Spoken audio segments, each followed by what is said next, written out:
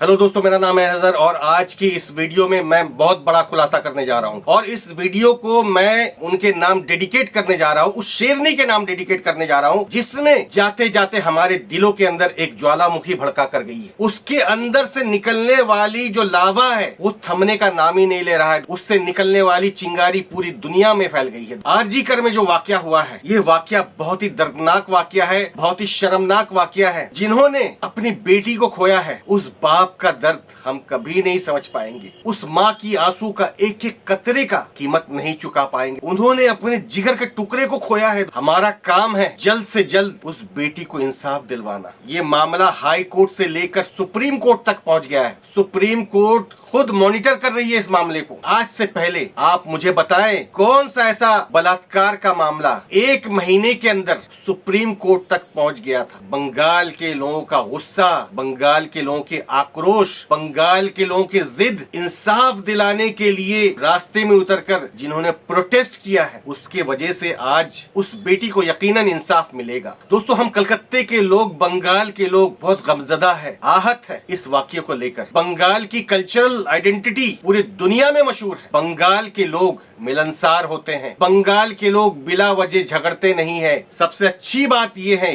कि 2024 में आकर भी सिर्फ 50 रुपए, सिर्फ 50 रुपए में लोग पेट भर खाना खाते हैं। आखिर क्यों बंगाल को बदनाम करने की कोशिश की जा रही है? बंगाल के खिलाफ साजिश क्यों की जा रही है? बंगाल की आबो हवा को बर्बाद करने की, नष्ट करने की क्यों कोशिश की जा रही है? बंगाल की चुनी हुई सरकार को गिराने की कोशिश क्यों की जा रही है? बंगाल के लोगों से लोग जलते हैं क्योंकि उनके यहाँ आगजनी, डकैती, बात बात में लड़ाई, गोली चलाना, कट्टा निकालना बंगाल का ये कल्चर नहीं है। बंगाल की कल्चर को लोग समझ नहीं पाएंगे। क्या समझ रखा है बंगाल को? क्या समझ रखा है हम बंगालियों को कि हम उनके बातों में आकर हम यहाँ की आबोहवा को आलूदा कर देंगे, हम यहाँ की फिजा को खराब कर देंगे, हम यहाँ की फिजा को कम्युनल बना देंगे? क्या समझा है लोगों ने? क्या समझा है उन पॉलिटिकल पार्टियों ने? बंगाल की फिजा को बर्बाद कर दोगे, कम्युनल बना दोगे। हम आज भी एक साथ खाना खाते हैं,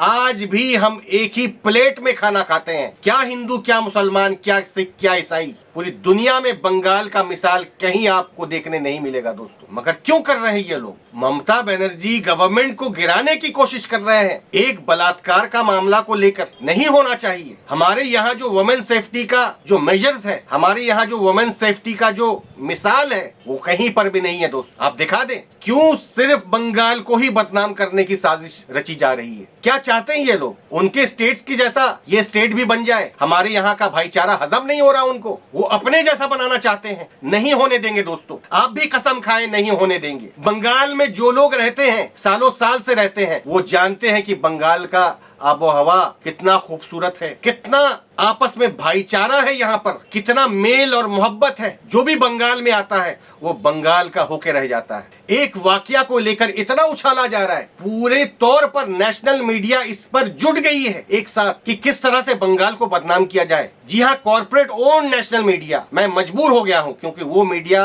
99% मीडिया को कॉर्पोरेट ओन करती है आज के डेट में। और वो कॉर्पोरेट किस पार्टी को सपोर्ट करती हुई आ रही है पिछले 10-12 सालों से, वो आपको बताने की जरूरत नहीं है दोस्तों। एक वाकया को लेकर ये कहा जा रहा है कि बिजनेस को बंद कर दिया जाएगा, हम उत्सव नहीं मनाएंगे, हम प्रोटेस्ट के तौर पर उत्सव मनाएंगे। आखिर इसके पीछे कौन लोग हैं? कि आप लोग जानते हैं कि बंगाल की इकोनॉमी जो है ये दुर्गा पूजा, काली पूजा फेस्टिवल के इर्द गिर्द घूमता है। ये फेस्टिव सीजन पर डिपेंडेंट है बंगाल की इकोनॉमी, और इस इकोनॉमी को क्रिपल करने की कोशिश की जा रही है। इस इकोनॉमी को बर्बाद करने की साजिश रची जा रही है। कौन लोग सफरर होंगे, कौन लोग मुश्किल में पड़ेंगे? ये छोटे छोटे दुकानदार दोस्त, ये रेड़ी लगाने वाले, ये ठेले में माल बेचने वाले, ये हॉकर्स, बलून बेचने वाले, फल बेचने वाले, खिलौने बेचने वाले, कपड़े बेचने वाले, बच्चों की बनियान, गंजी, लुंगी, ये सब बेचने वाले, यही लोग सफरर होंगे। क्योंकि इससे पहले आप लोगों ने देखा है कोविड का वक्त में कि सब कुछ बंद कर दिया गया था। वही चाहते हैं आप लोग, सब कुछ बंद करना।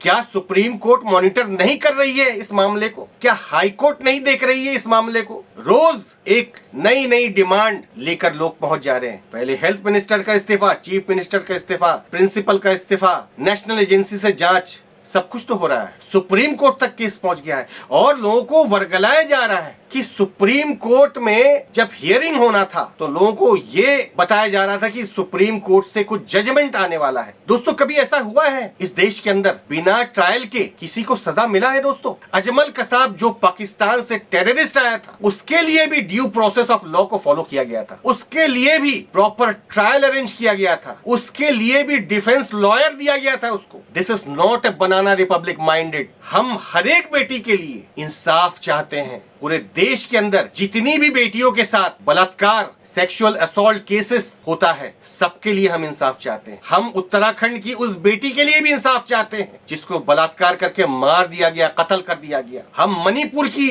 उन बेटियों के लिए भी इंसाफ चाहते हैं। आए दिन 80-90 रेप्स, 80-90 बलात्कार इस देश के अंदर होता है। सब बेटियों के लिए इंसाफ चाहिए। जितने बहनों के साथ इस तरह का कुकर्म किया जाता है सबके लिए इंसाफ चाहिए, सबके लिए रास्ते में उतरना है। बंगाल के माइग्रेंट लेबर जब जाते हैं किसी और स्टेट में काम करने के लिए, उसको बांग्लादेशी बोलकर पीट पीट कर मार दिया जाता है, उसको मुसलमान बोलकर पीट पीट कर मार दिया जाता है, उसको फला धर्म के लोग बोलकर पीट पीट कर मार दिया जाता है, दलित आदिवासी को पीट पीट कर मार दिया जाता है। क्यों? हमारी जान की कीमत नहीं है क्या? मुसलमान, दलित, आदिवासी, मूल निवासी, इनका जान की कीमत नहीं है? अब ये देश भेदभाव से नहीं चलेगा। ये देश चलेगा तो सिर्फ इंसाफ के बुनियाद पर चलेगा। इंसाफ की तराजू से तोलना पड़ेगा सबको, चाहे वो कोई भी हो। चलिए उस पॉइंट पर आता हूं जिस पॉइंट पर मैंने वीडियो को शुरू किया था। आने वाले 5-6 महीनों के अंदर आपको दूध का दूध, पानी का पानी